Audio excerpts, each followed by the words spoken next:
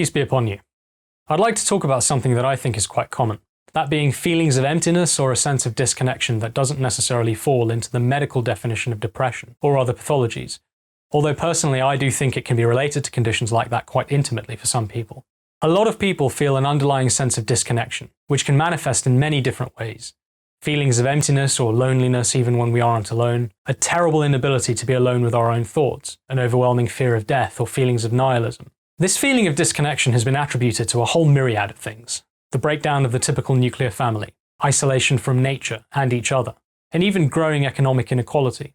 And while I think all of these things might contribute to or exacerbate the situation, my own personal opinion is that the causative reason for our feeling of disconnection is that we've abandoned a key part of what makes us human, our spirituality, our practices of prayer and contemplation, and an understanding that there is a reality that is not accessible to our material everyday senses, that can only be accessed through spiritual practices, but are nevertheless as essential to us as our physical food is to our bodies. After all, the common thread that links immersion in nature or connection with other people is an attempt to fulfill the need to unify ourselves, or at least to feel intimately connected with something greater, something that is transcendent, essential, unchanging, beautiful, nourishing. Almost every human culture of the past seemed to understand this to some degree or another. So it's actually quite remarkable that our now global culture has by and large abandoned any notion of these ideas or practices as valid. Historically, there are a lot of reasons for this that are maybe for another day. But I will say that we're now feeling the negative consequences of the attitude that stems from dismissive, closed-minded materialism. A lot of people attempt to medicate their internal sense of disconnection with anything that will placate their inner disquiet, anything that can partially replicate the feeling of connection for a short period of time. Such measures often include avoiding being alone, using work, friendships, relationships, sex, or even drugs as a kind of stopgap to fill that void.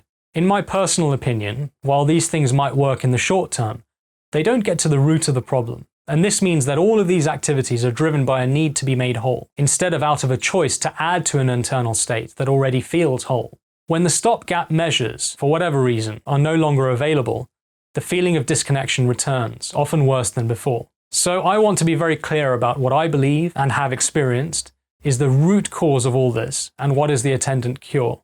In my opinion and personal experience, the ultimate root cause of this is the elimination of spirituality and spiritual practices, especially regular prayer, from human life. The function of prayer is to disconnect from the continuous external stimulus that we receive for a brief time, and to attempt to connect ourselves with the higher power, God or Allah. Indeed, to my mind, the mere fact that human beings feel such constant yet varied inner discomfort when we abandon this practice is proof enough that it's something many are in need of.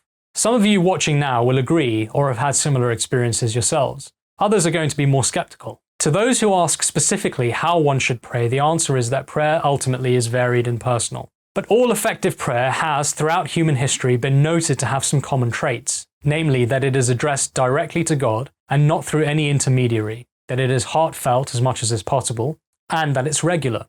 On this point, the promised Messiah, peace be upon him, wrote, "He who supplicates with the sincerity of his soul is never truly frustrated. That prosperity which cannot be achieved through riches and authority and health, but which is in the hand of God, and he bestows it in whatever shape he wills, is bestowed through perfect prayer." I'm personally confident that anyone, no matter their past, who engages in this practice persistently, say on a daily basis, even for a few minutes, and keeps an open heart and mind, will find that their internal state and their experience of living changes dramatically for the better. The feelings of disconnection and internal isolation that they may have felt previously morph into the opposite, feelings of peace, harmony, connectedness. To those who are skeptical, or those who are agnostic, I would simply remind them that a truly rational skeptic puts even those ideas and theories that they are most skeptical about to a deliberate and honest test, and that if the purported benefits of a practice are truly that extraordinary, then that at least is evidently worth trying. You may be pleasantly surprised as to what you experience and find. In summary, I'd like to leave you with a few Quranic verses that crystallize what I've spoken about. "And when my servants ask thee about me, say, I am near. I answer the prayer of the supplicant when he prays to me. So they should hearken to me and believe in me that they may follow the right way. Therefore remember me, and I will remember you, and be thankful to me, and do not be ungrateful to me. And seek help with patience and prayer, and this indeed is hard except for the humble in spirit.